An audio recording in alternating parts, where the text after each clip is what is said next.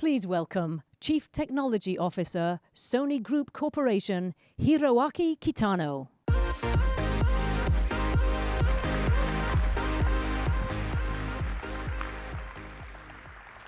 Well, good morning, everyone, and thank you for joining me. It's a great privilege to be here with you. I used to attend the academic conference like a AAAI, HCI, and New Rips, and Dota AI conference, and robotics conference like ICRA, IROS, and RoboCap. But actually, I have to confess that this is the very first time for me to be at the SIGGRAPH. So I'm very excited to be here, and very honored to be a part of SIGGRAPH. I'm also excited because, as you may know, we are here launching a new event called Sony Creators Conference.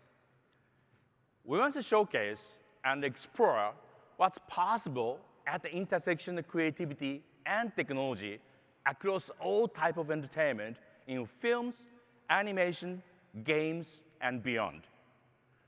We are looking at how creativity and technology overlap and influence each other, how emerging technologies inspire creators, and how they spark new forms of entertainment. Those are actually exactly the same theme I pursue in my own career as well. And more ambitious project which I engaged, and one example is this Aibo, the robot I helped create for Sony. The first generation of Aibo came out in 1999. I was one of 4 members of the initial phase of the Aibo project. As you can imagine, 30 years ago, robotics wasn't where it is today. And this is me 30 years ago, so well, anyway. We didn't think that we could build a robotic system that could effectively carry out precise tasks in an open and unstructured environment and guarantee that the robot would do this and that. But we did think that we could create a robot that people could play with it and make people happy.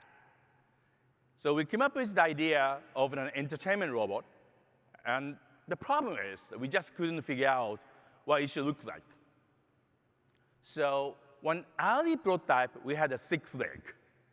And it was based on the subsumption architecture of the Rodney Brooks at MIT, as you may remember. Well, but still, we knew a prototype wasn't quite right. I mean, it looks like a huge robotics insect or bug. And we improved that. It looks like a pretty well-done robotics bug. So imagine Sony, newspaper might run a story, Sony announcing the robotics insect, and which probably not a good product launch. So we got to decide to pivot to a robot with 4 legs. And then our impression was completely different. When it moves, it was very cute, dynamic, and animated. It looks like a puppy. So in prototype, we worked on the framework of changing the shape of the body without need for the powering off or the rebooting. What you're looking at is a 4-leg robot, like this is a prototype, and another thing removing a leg and then changing the wheel. And now the program will reconfigure itself in what the shape of himself or herself, and then they keep doing this like a chasing ball as well. So this is like a hot plug and play feature, which we actually implemented 30 years ago. Also, we got the Aibo running as well. And this is some slow motion video of the Aibo running. You notice a slight different control architecture and up and down. And then the one is actually moving really fast. And we didn't put in the products, but we did all kind of new technologies to make robot really configurable and high performance, like running around.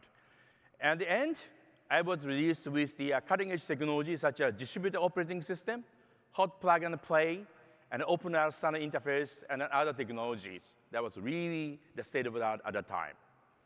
Now, today, we revived Aibo. There's a new generation of Aibo created by the new team with the latest technologies, including various Sony sensors, deep learning, and all that. And it continued to entertain people and make them happy. Now, similar to the tremendous evolution in robotics, another area that made great progress is computing. When I was in Carnegie Mellon University, Pittsburgh, Pennsylvania, in late 80s to early 90s, I was trying to develop the natural language processing system to enable the real-time spoken language translations.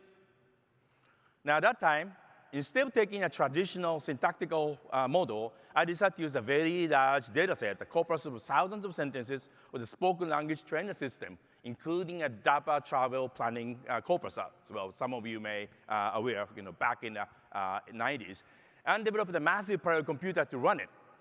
I even developed 256 CPU modified hypercube machines with the University of California based on the project. Because the project required a lot of computing, I also used the CM2 connection machine, a Thinking Machine Corporation at the time. Well, that seems big enough at the time, 30 years ago, and people said that, wow, this is huge. But now compared with compared to today's large language model, the scalable data and the computing power that I deployed at the time is peanuts.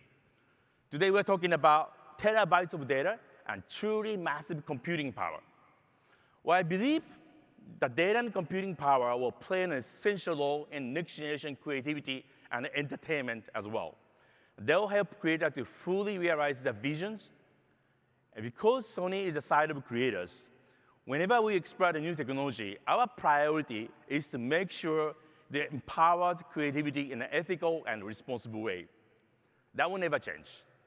We want to enable more people to access to better creative tools and to elevate creativity with innovations.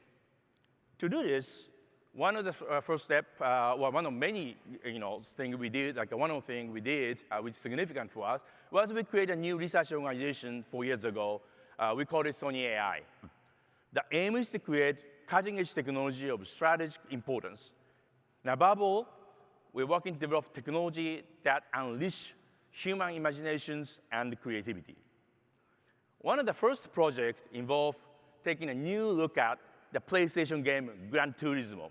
You're going to hear a lot about Gran Turismo today, but those who never played the Gran Turismo, it's a hyper-realistic driving simulator. It's really real.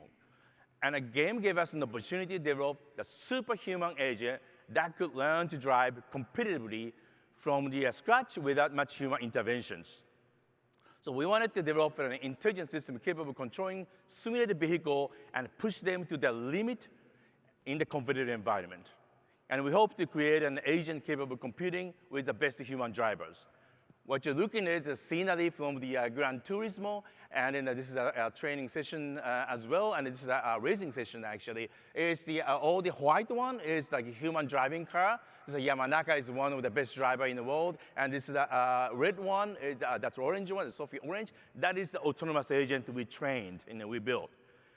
To train it, we used the novel reinforcement learning algorithm called QRSAC, or Quantile Regression Soft Actor Critic, and that was developed by our team. And we built a system called DART, or Distributed Asynchronous Rollout and Training, because we need a distributed learning and a massive computing cluster. That allowed us to access the Sony Interactive Entertainment PlayStation Cloud infrastructure. It's unlocked access to the cluster, more than 1,000 PlayStation 4 console. And as you're looking at this, this is like what is happening inside, just visualizing it.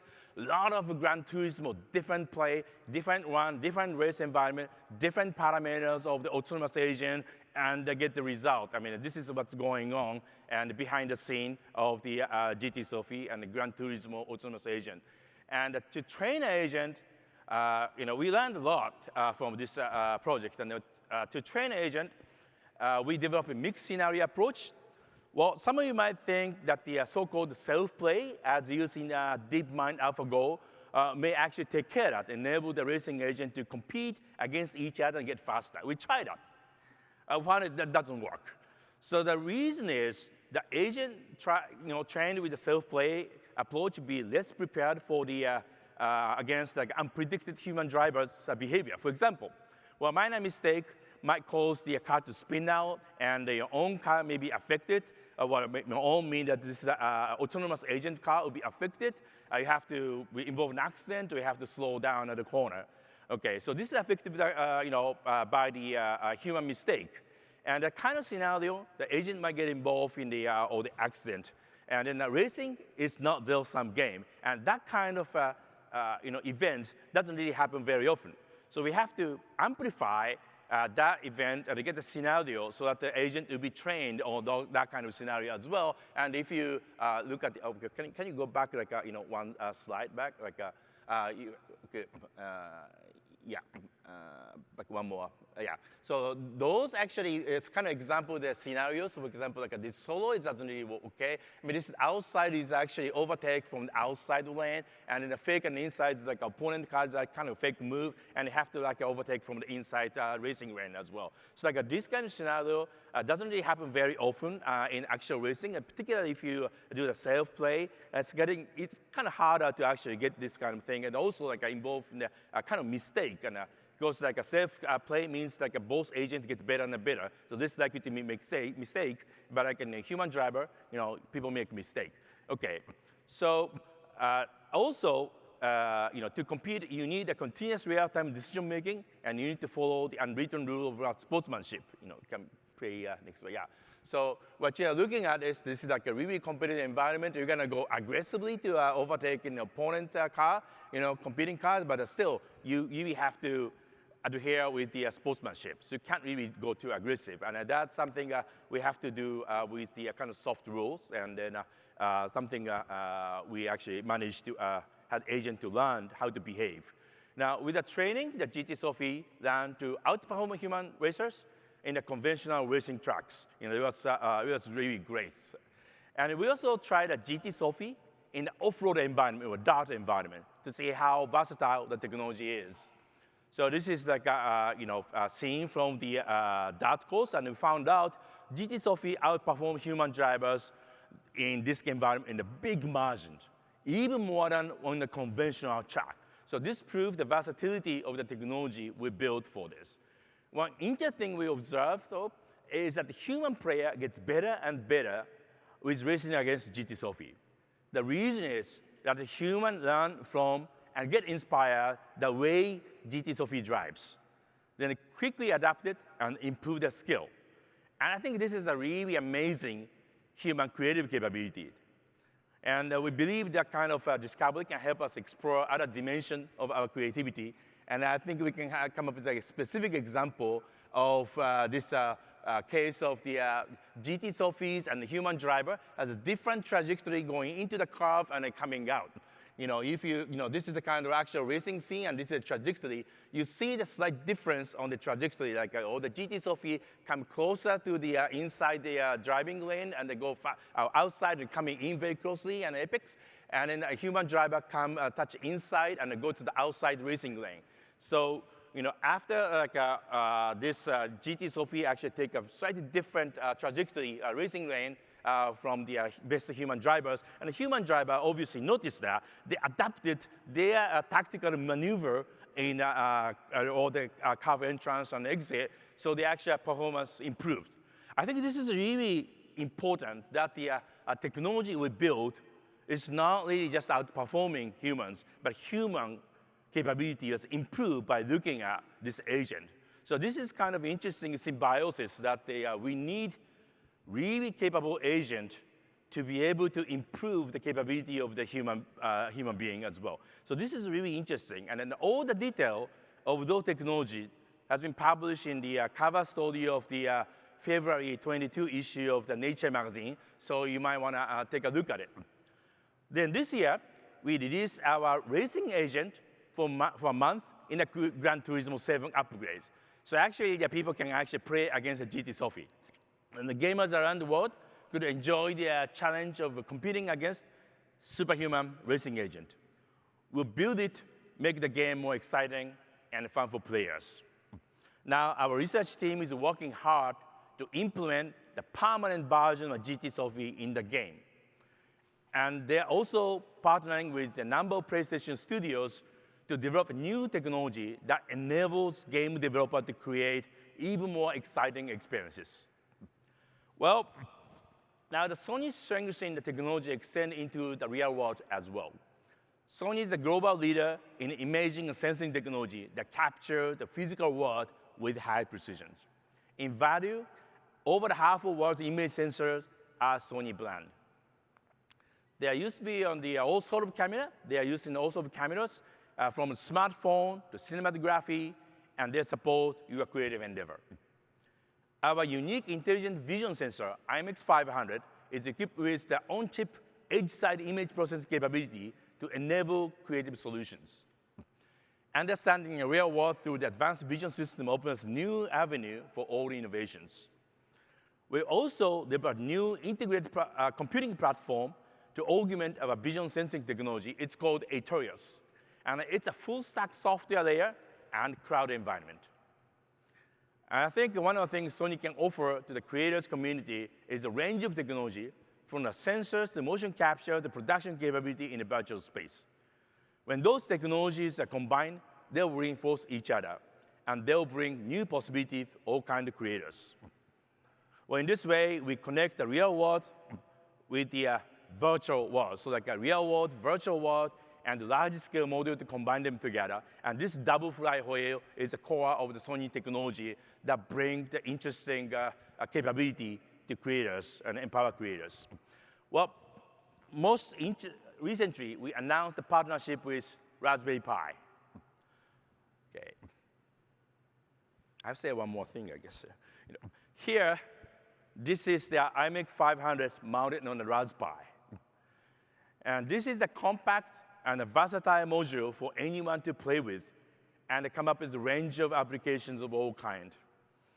Our collaborations enable the easy access to our intelligent vision sensing technology for the Raspberry Pi community with millions of users and developers across the world. Well, when it comes to creativity, we believe that everyone benefits when creators and technologies come together in the community. And what we hope to do, our part, is to build a community with our Sony Creators Conference. And this is our first year, and it's just beginning. We want to create a community of people who work at the intersection of technology and creativity. We want to build a future of entertainment together with you.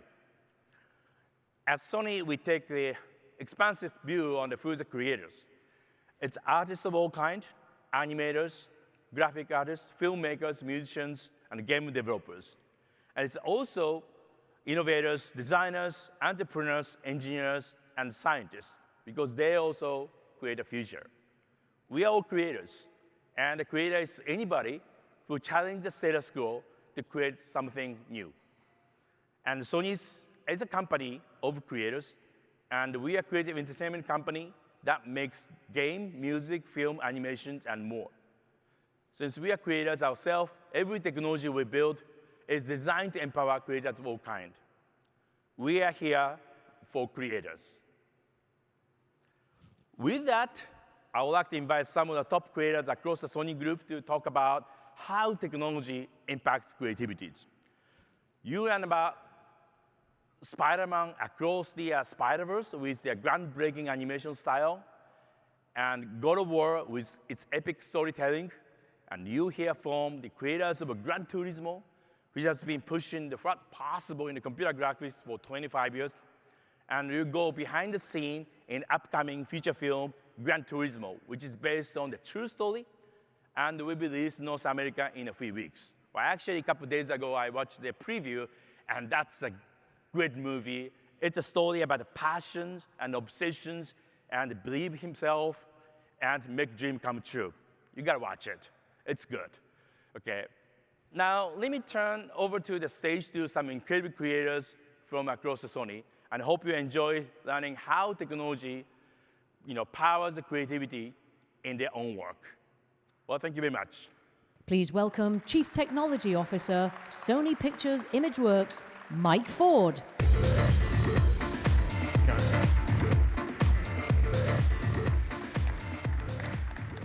Well, good morning, and thank you, Kitano-san, for having Sony Pictures Imageworks here at the Sony Creators Conference. Let's run it.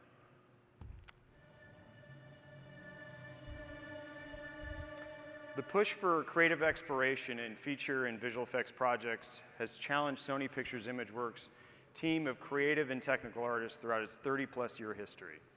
As partners in the filmmaking process, We have often had creatives show up at our doors with ideas that push the boundaries of what is possible. From elaborate concept designs to loose sketches on a napkin, those initial conversations offer the truest form of creative expression and vulnerability. And it's a powerful and thrilling period of any project where the creative is pulling back the curtain on the story and the visual expectations of the film. And in the moments creators, I want this pitch, we often hear the yearning for something unique and something never seen before. And at Sony Pictures Imageworks, it is our goal and ultimately our purpose of that initial ask with curiosity and resolve and those unquestionable pangs of doubt that come with any leap of faith. And one of the finest examples of these leaps of faith were our initial conversations with our filmmaking partners at Sony Pictures Animation back in around 2015, when Phil Lord and Chris Miller pitched to us this idea of making an animated Spider-Man movie. But not just any animated Spider-Man movie. They wanted a movie that felt like it was ripped directly from the pages of a comic book. And at Imageworks, we had labored for decades to try and master the art of creating characters and environments that were uniquely stylized, but never at this scale, diversity, and never across an entire film. And so energized and honestly terrified by the initial design reference, we ventured forth to build the Spider-Verse world.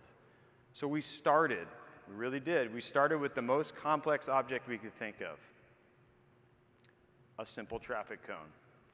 And born from this idea of this simple cone was the idea of how seemingly insignificant objects needed to match the level of style in the film. And from that creative and technical springboard, a movie was mashed, wrestled, and coerced into existence, and released in 2018 to rave reviews and critical acclaim. That's all it is, Miles. A leap of faith. But what about the next leap? Overall, it felt like the initial creative goals had been met. But what about the next leap of faith? What was initially asked for, and being very true to its title, is that we would find ourselves building worlds across the Spider-Verse, exploring and visualizing the looks of 6 unique locations, and building 600 new characters that inhabited these worlds. And we had taken what we had learned from the first go-around with our non-photorealistic rendering and animation tool sets. But the new worlds presented challenges beyond the scope of the tools that we had built on the first movie. And in this film's vast expansion of visual complexity, we needed to reinvent our inkline tools for characters like the Vulture.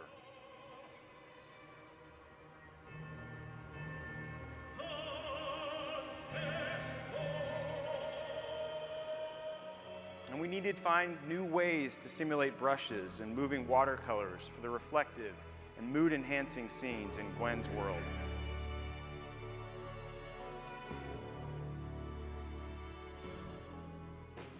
We also needed to develop new ways of animation visualization for characters like Spider-Punk and countless other tools that allowed our artists to paint the canvas of the worlds.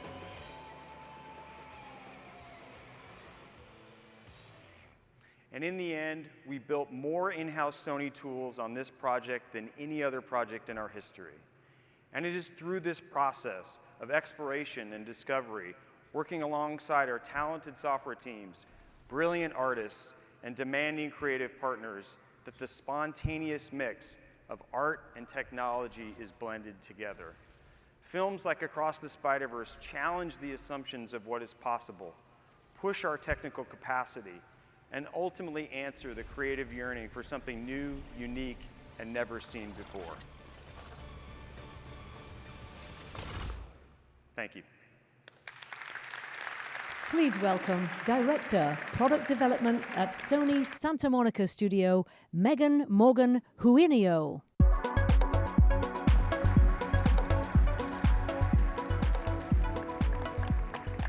Thank you. The history of the God of War franchise at Santa Monica Studio has always been about pushing technology to realize an innovative creative vision. When we reimagined God of War in 2018, we strove to evolve how games deliver narrative storytelling. Traditionally, video games use camera cuts to allow for storytelling, setting changes, and gameplay hints.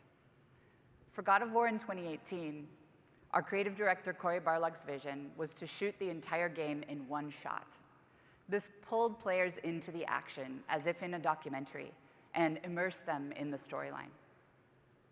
It also created more empathy for the characters and a far more immersive experience for players.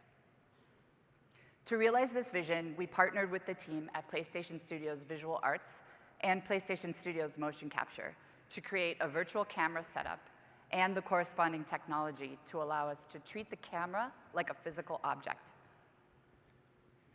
The single-shot narrative delivery in God of War 2018 was transformative for storytelling in games and for our franchise. It became a key component of how the narrative story is told and experienced by players. We achieved huge success with God of War in 2018, and the reception from players around the world was phenomenal and also very humbling. We were determined to keep pushing the industry forward when we embarked on a follow-up, God of War Ragnarok. Game director Eric Williams' vision for that game challenged our team to evolve on its predecessor and deliver an experience that was once again unexpected and remarkable for players. We asked, how do we evolve our cinematic storytelling to push the envelope even further while building on the innovation of the no-cut camera approach? We had far more characters on average in our scenes than in God of War 2018. And that forced us to spend a lot more time framing the virtual camera and moving characters around differently. Continuing our intimate documentary-style camera work, our team was able to create custom buttons on the virtual camera, allowing the camera operator to select lenses and to trigger environmental prop movement directly from the camera. We were also able to allow for a virtual offset of the operator, so that if a scene was happening in a tight or a crowded space, the operator could be standing to the outside, and the camera would still appear as if it was in the middle of the action, really pulling players into the performance. We leaned heavily on film camera work to understand how to frame shots for disk space, considerations, and hardware performance, and how to more intentionally choreograph scenes so that we saw how characters come into and exit the scenes more efficiently. Oh, and by the way, we were figuring all of this out in the middle of a global pandemic, adhering to all of the COVID protocols that were in place at the time as well. With multiple storylines and gameplay allowing players to visit all 9 Norse realms in Ragnarok, there were pivotal story moments that required transitions across large distances between realms as your controllable character switches between characters and between their waking reality and dreams. Our team's challenge was to figure out how to realize these transitions without camera cuts, while still preserving the intimate documentary-style connection to our characters that we had established in the 2018 game. It took a cross-departmental team of experts from all disciplines over 4 years to realize these transitions, which internally we referred to as psychoactive cinematics. Each of these transition scenes were uniquely complex and brought technical challenges that we could not foresee. The lighting considerations in a scene where we transition from outdoors to indoors in one shot were completely different from a scene where we transition from indoors to outdoors. Throw magical environments and never-before-seen landscapes into the mix, and the tech challenges to realize these design goals were massive. They required a cross-functional group of experts from our animation, cinematics, rendering, visual effects, and environments team, amongst many others on our team, to partner with the lighting team to realize this vision. And we told this vast and rich story through 103 cinematics, with a total runtime of 4 hours, 54 minutes, and 16 seconds. And yes, that is just the cinematic portion of the game. Our average cinematic runtime was 2 minutes, 52 seconds, and the max number of characters that we had in any one cinematic was 14. It was a Herculean team effort and a race against the clock to finish it. Now, while a large group of our team were pushing the limits of storytelling in games, another was working just as fervently to expand the audience to allow more players than ever before to experience our world. We took player feedback on our 2018 game to heart, and God of War Ragnarok shipped with over 70 accessibility features. Ragnarok added 4 new preset menus, each with an off, some, or full setting option: vision accessibility, hearing accessibility, motion reduction preset for players with motion sensitivity, and motor accessibility preset for players with a physical or mobility disability. Expanding our options means that players are truly able to be in control of their play, and that we could deliver our creation to many more players around the world. Personally, I am in awe of what our creative team, with the right technology support behind us, can deliver to the world. And if you haven't yet experienced the world of God of War for yourself, I hope that this inspires you to check it out. At Santa Monica Studio, we remain committed to relentlessly pushing the boundaries of what is possible in games and delivering mind-blowing experiences that connect deeply with players everywhere. Thank you. Please welcome CEO, Polyphony Digital, and the creator of the Gran Turismo series, Kazunori Yamauchi.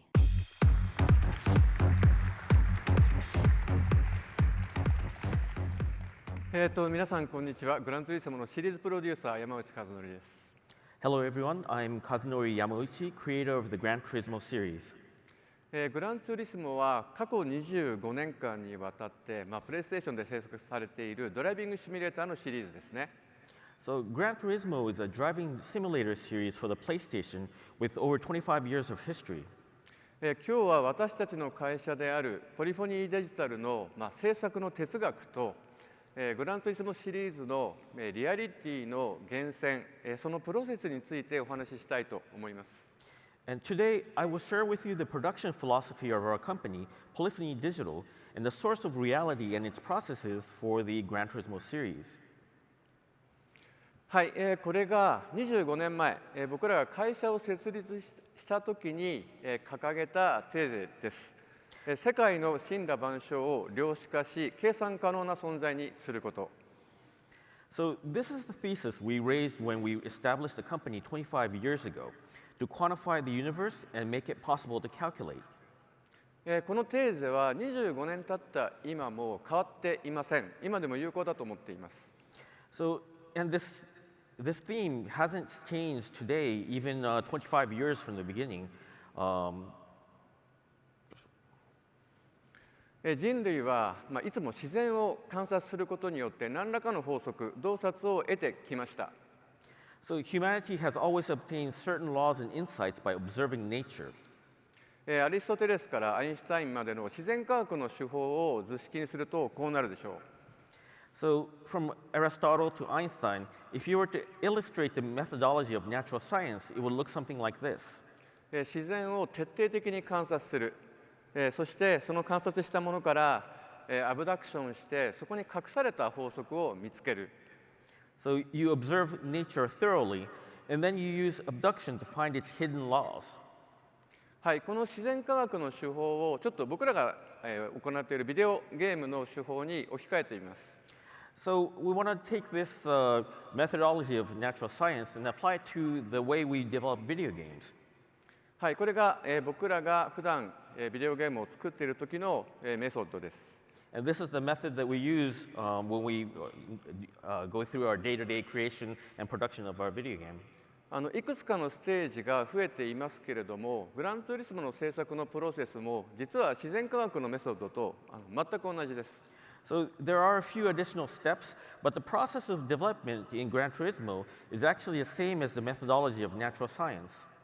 何が変わったかというと、まず最初の観察のステージがセンサーによるキャプチャーになったこと。So what has changed or is different is that the observation step has been replaced with data capturing using sensors. センサーによって世界をキャプチャーして、そこで得られたデータから森羅万象のモデル、隠された法則を見つけ出す。So you capture the world using sensors, and from that captured data, you can discern simple and elegant equations. キャプチャーされたデータからは、これまでのように人間のインスピレーションによって、例えばニュートンやアインシュタインがやったように、シンプルでエレガントな方程式を洞察することもできるでしょ So you can do, through that process, you can discern simple and elegant equations such as those of Newton and Einstein. あるいは現在ならばニューラルネットワークを使ってそのニューラルネットワークのレイヤーの中に無数の方程式を生み出すことも、現在なら可能でしょう。And today we can also use neural networks to generate countless equations in its network layers. センサーの重要性はいくら強調しても強調しすぎることはありません。And the importance of sensors cannot be overemphasized. 僕ら人間が捉えられる光あるいは動きというのは実際驚くほど狭いんですね。So, because the range of light and movement that can be sensed by us as human beings is surprisingly narrow than what we normally imagine. ちょっと映像をお見せしましょう。So, let me show you a movie here.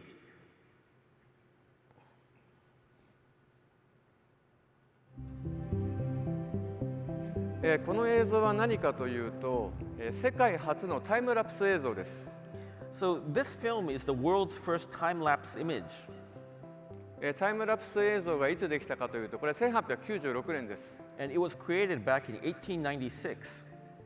作ったのは植物学者ウィルヘルム・ペファーです。And it was created by the botanist and plant physiologist William Peffer.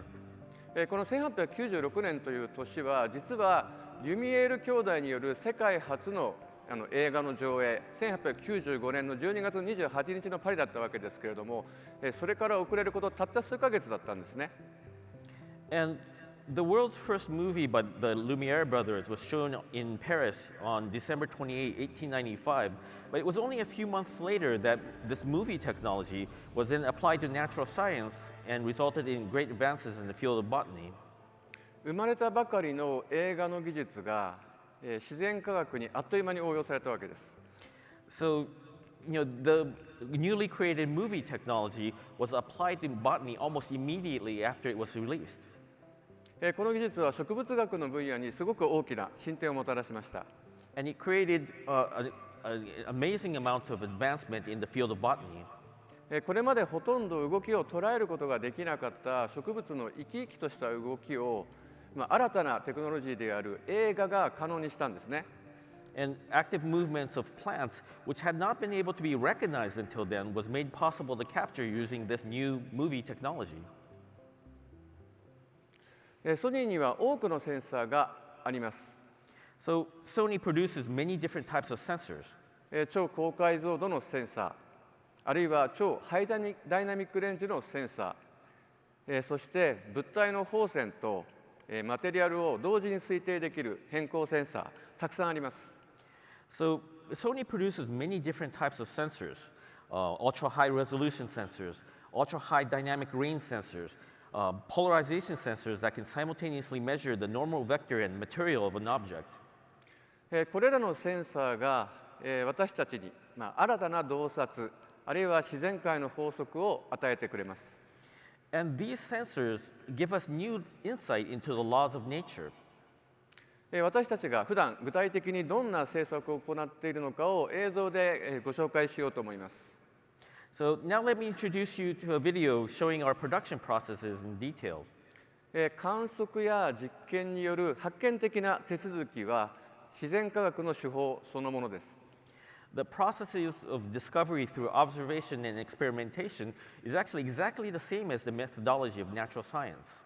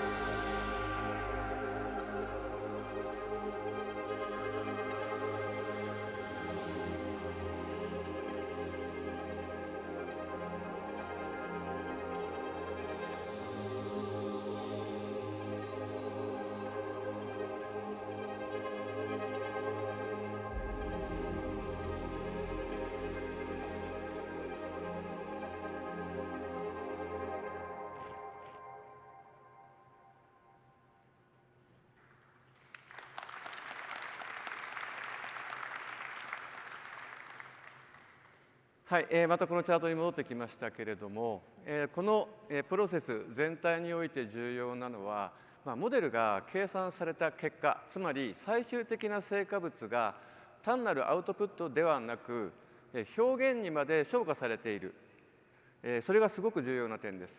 So what is really important in this process is that as a result of the model being calculated, the final product must not be just a simple output, but it must be elevated into an expression. そしてこのプロセス全体に人間のクリエイティビティが関係しています。And human creativity is involved in this entire process. あらゆるステージで人間のクリエイティビティが求められます。And human creativity is actually required at every stage. どうキャプチャーすれば良質なデータが得られるか。So what do you need to do to capture quality data? そのデータから自然をどうモデリングするか。How must you model nature from that data? どう効率よく計算するのか。And how must you calculate that efficiently? いつだって計算資源って有限ですから、その有限の計算資源から最終的にどうやって最も効果的な表現を得るのか。So computing research is always limited, so how do we achieve the most effective expression in the end from the limited computing resources? そう、これらすべてのステージにおいて必要なテクノロジー、そしてクリエイターをその内部に持っているということが、ソニーの強みなのではないかと僕は考えています。And I believe that Sony's strength lies in having within it all the necessary technology and creators required for all these stages. そしてここでは計算機科学が単なる数学的なディダクションの体系ではなく、物理学や生物学のような発見的なアブダクションベースの自然科学であることを改めて強調したいと思います。So here I want to emphasize that computer science is actually not just a form of simple mathematical deduction, but it is a part of natural science that is based on discovery and abduction, just like physics and biology. 僕自身は自在なアブダクションこそクリエーションの源だろうと思っています。And it is because that I believe that natural and freely controlled abduction is a source of creation. この会場にいらっしゃる皆さんの中にも自然科学を志している方、それから美しい表現を目指している方、たくさんのクリエイターの方がいらっしゃると思います。So I believe there are many creators of the future in the audience today who will aspire to pursue natural science and pursue even more beautiful forms of expression. そうした皆さんと僕たちは一緒に仕事をしていきたい、そう願っています。And we hope to work with those people in the future. ありがとうございました。Thank you. Please welcome Senior Producer for IP Expansion at Sony's PlayStation Productions, Carter Swan. Thank you so much for having me. I'm so honored to be here today alongside all these amazing creators. For PlayStation Productions, the last 2 years have been thrilling. The incredible reception to The Last of Us on HBO, based on the PlayStation video game developed by Naughty Dog, exceeded all of our expectations. We were also humbled by the reception of the film of Uncharted, also based on the PlayStation game developed by Naughty Dog. We're grateful the film was so positively received by fans and also a hit at the box office and Netflix. We also need to mention Peacock's new hit series, Twisted Metal, which debuted last month based on the long-running game franchise by Santa Monica Studios. And now, Gran Turismo, the movie, is getting released in theaters on August 25th. It's a Sony picture film based on an iconic game developed by PlayStation Studios' Polyphony Digital. It's an incredible film based on the true story of Jan Mardenborough, a teenage Gran Turismo player who became an actual professional race car driver. Let's have a quick look.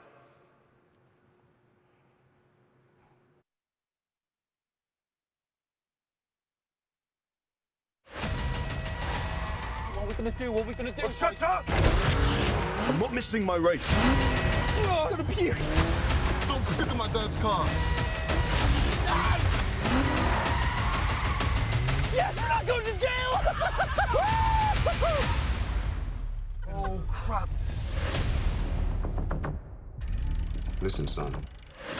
You think you're gonna play a stupid video game about cars and you're gonna become a race car driver? All I ever wanted to do is be a racer. I'm doing it. The 10 of you are the best Gran Turismo players in the world. Now is your chance to race real cars. This is insane. It's not gonna work. The guys who race are elite athletes.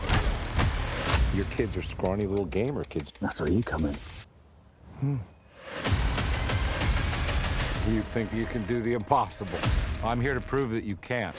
You get tired, you get sloppy, you get hurt, and you lose races! You puked on my lawn. I know what I'm doing. I'm not afraid. I've raced this track 1,000 times in the game. Let me drive it my way. That was actually pretty great. We have a newcomer this year. His presence is shaking the foundation of the sport. Since the major leagues. The other drivers, your pit crew are going to hate you. Much easier with a joystick, isn't it? I can't see anything! I'm not sure if I can do this. Most people can't. I got a feeling you're not most people. If I lose more than just a race. So I'm not gonna quit. You've got to prove to everyone that you belong. You've raced it, what, like 1,000 times? Now you just gotta do it in real life.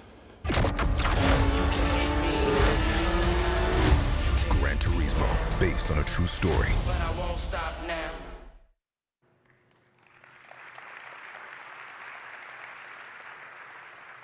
To understand how it was possible for someone to go from racing in a video game to competing in the world's most famous races, you have to flash back 25 years when Kazunori Yamauchi was just on the stage, created Gran Turismo the game. Kazunori-san's vision was to make an ultra-realistic game that uses some of the same skills and techniques as real race car drivers, making it the closest possible simulation to driving on a real racetrack. Back then, all of this realism was an incredibly novel idea. At the time, the prevailing theory was that players wanted supercars, crazy jumps, mechanics, and gameplay that were absolutely impossible in real life. Kazunori-san's commitment to the ultra-realism was groundbreaking, and it was definitely something we committed to when we adapted the game to the big screen. Like the game, the film required the same commitment to realism, which required some groundbreaking technology. Our director of the movie, Neil Blomkamp, is known for using CGI to great effect in films like District 9 and Elysium, was in total agreement here. For this film, we wanted to avoid CGI as much as possible. We needed to capture the real heat, speed, and danger of racing. We wanted to take the race car movie to a whole new level. It was challenging on many fronts, mainly because of the cameras. To get the reality, we needed new technology. It's very difficult to get cameras with the size and resolution you need to fit into the cockpit and onto the cars. Like the game, we wanted to give you the experience of what it's really like to be on a track. That's when Sony's Venice camera team came into the picture. They invented something called the Venice Extension System 2, which allows you to detach the camera body from the image sensor block. This gives filmmakers new creative freedom. You can get the camera head into tight spaces to film, and it's easy to mount on gimbals and cranes.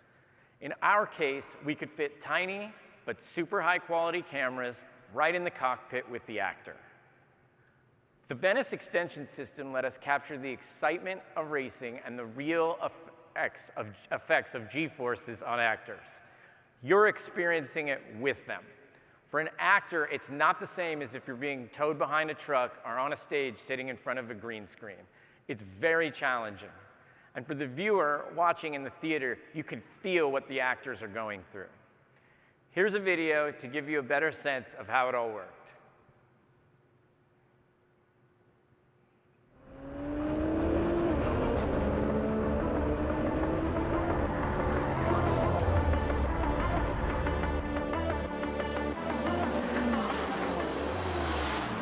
VFX isn't necessarily the right way, I think, to convince the audience in this movie. The feeling of speed and a sense that you are undeniably there with the actors living it with them.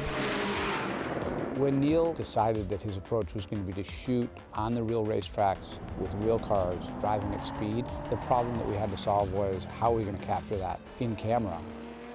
The Rialto is a detachable front end of the Sony Venice. Fiber optic cable goes to the brains, so you have the sensor up the front, which makes it a very small unit, so we can put it in tiny places, which is ideal for cars. Venice was chosen for Rialto and dynamic range. With the dynamic range, you can kind of set the stop, let the car go, and through shadow and cloud and coming out of sunlight and through woodland, the range holds and all the information is still there.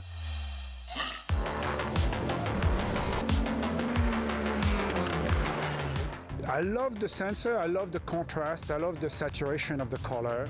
I knew I was going to use the Rialto. In a cockpit of a LMP2 car or GTR is very small. I needed to find a system that enabled me to put the camera in the cockpit. We eliminate as much as possible of any element that was not conveying speed to us. Camera low to the ground, lots of tarmac. I mean, the speed these cars are going, the heads we're using, we're not using fully stabilized. So it's very raw, very gnarly, especially the nice stuff in the rain. It's very aggressive, raw looking footage is great. I think it will be a fantastic up on the big screens.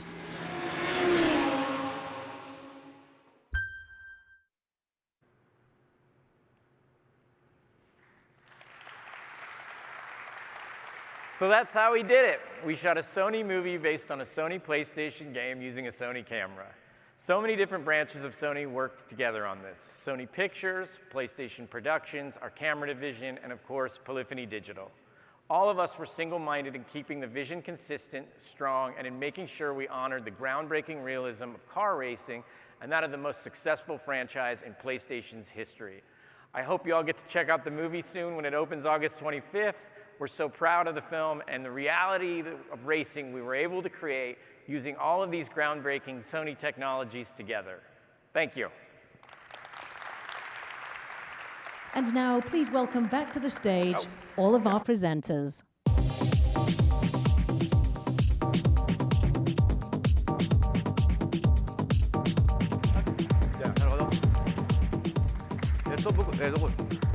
Okay, well, thank you, Mike, Meghan, Yamauchi-san, and Kara for joining me on the stage today.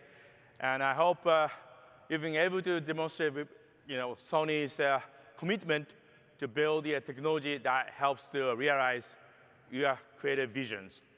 We are here for creators. We are here for creators. We want to bring this event to even more creators across the globe. We hope to build a next generation technology together with you.